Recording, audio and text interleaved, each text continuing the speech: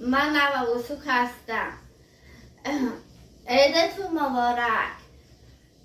سالها سلامت زنده باشید. همیشه خوش و خوشحال و عید همتون ایشالله خوش بگذره.